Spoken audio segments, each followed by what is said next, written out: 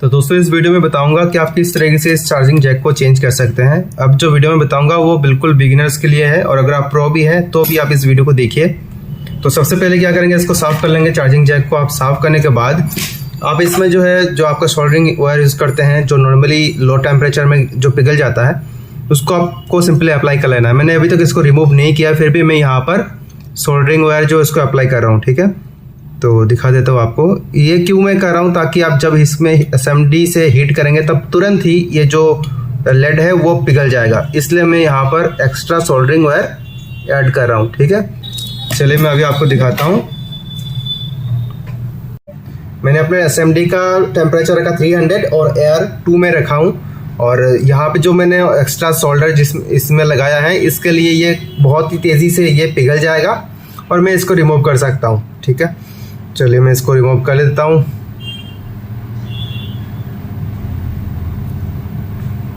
देख सकते हैं ये सोल्डर मेल्ट हो रहा है। जैसे सोल्डर मेल्ट हो रहा है मैं इसको तुरंत ही इसको रिमूव कर सकता हूँ। और इसको बिल्कुल खींचने की कोशिश मत कीजिए, जैसे ही पिघल जाता है आप इसे आसानी से रिमूव कर सकते हैं। क्योंकि ये इतना तेज़ी से इसलिए रिमूव हुआ क्योंकि इसमें मैंने एक्स्ट्रा सोल्डर लगाया हुआ है। ठीक है, इसलिए ये रिमूव हो गया तेज़ी से। अब मैं इसको डी-शोल्डर वायर से इसको रिमूव करूंगा। और अभी जो मैं पेस्ट यूज़ कर रहा हूँ वो है मैकेनिक का, ये जो पेस्ट मैं यूज़ कर रहा हूँ आप देख सकते हैं। अगर आप लोकल वाला जो पेस्ट है उसको यूज़ करते हैं तो ये आप डी-शोल्डर वायर से इसको इसको क्लीन नहीं कर सकते। तो बहुत सारे लोग ये गलती करते हैं कि ये जो लोकल वाला पेस्ट होता है उसको यूज़ करते हैं और इसको रिमूव करने की कोशिश करते हैं, लेकिन उससे रिमूव नहीं होता है। तो ये जो हम इसमें लगाते हैं और काफ़ी ईजीली जो है ये रिमूव हो जाएगा। देखिए, जब तक ये हीट होता नहीं है प्रॉपरली तब तक आप इसको मत घुमाइए। जैसे ये हीट हो जाता है उसके बाद आप घुमा दीजिए। जैसे कि आप देख पा रहे हैं यहाँ पर जितने भी शोल्डर है एक्स्ट्रा शोल्डर वो इधर से रिमूव हो रहा है।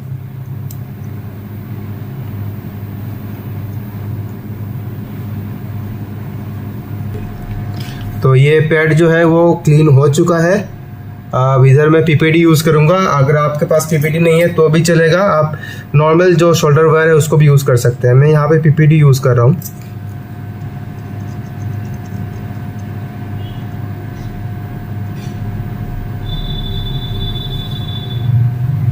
जितने भी पिन है वो इक्वली इसमें शोल्डर लग गया है। अब ये जो चारों होल है बिल्कुल क्लीन है। अब जो मेरे पास पिन है जो जैक है उसको मैं इधर लगा सकता हूँ। इससे पहले कुछ लोगों का प्रॉब्लम होता है कि ये जो पिन है, पिन में शोल्डर अच्छी तरीके से चिपकता नहीं है। तो इसके लिए जो बिगिनर के लिए मैं ट्रिक बता रहा हूँ। सबसे पहले क्या करना, थोड़ा सा PPD लेना है आपको और PPD यहाँ पे आपको लगा देना है। आपको सिंपली यहाँ पे टच करना होता है।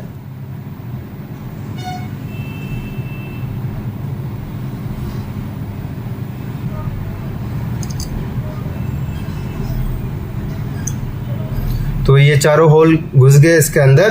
अब सिंपली बस इधर मैं टच करूंगा और एक्स्ट्रा मुझे सोल्डर भी लगाना नहीं पड़ेगा, ये ऑटोमेटिकली हो जाएगा। चलिए मैं इसको लगा देता हूँ आपके सामने।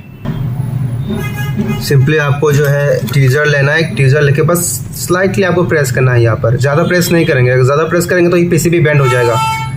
चलिए थोड़ा सा प्रेस करेंगे और मैं यहाँ पर शोल्डर जो आयरन है उसको मैं टच करूँगा, बस थोड़ा सा टच करूँगा।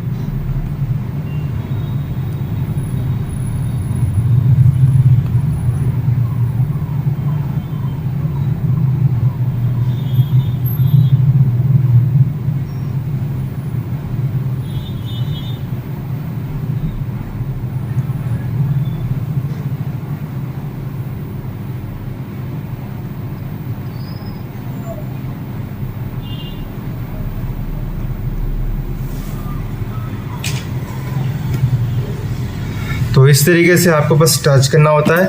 अब दूसरी जो ट्रिक है वो बताता हूँ। बहुत सारे लोग इसमें ये गलती करते हैं कि शोल्डर ऊपर से आप वो डाल देते हैं, तो ऊपर से आपको नहीं डालना होता है। ये आप देख सकते हैं नीचे से आपको ये से घुमा देना होता है। घुमाने के बाद आपको सिंपली लेना है आपको सोल्डरिंग वायर और लेने के बाद सिंपली आप इसमें अप्लाई कर दीजिए।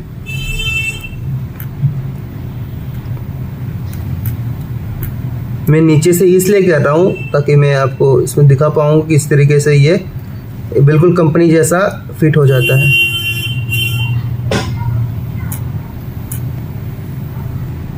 देखिए मैंने नीचे से लगाया। अब आप बोलेंगे कि ये ऊपर से क्यों नहीं लगाया, तो इसके लिए मैं आपको बता रहा हूँ। देखिए जैसे मैंने नीचे से लगाया और सिंपली मैं यहाँ पे टच करूँगा तो नीचे का जो शोल्डर है, ये जो शोल्डर है वो ऊपर आ जाएगा ऑटोमेटिकली,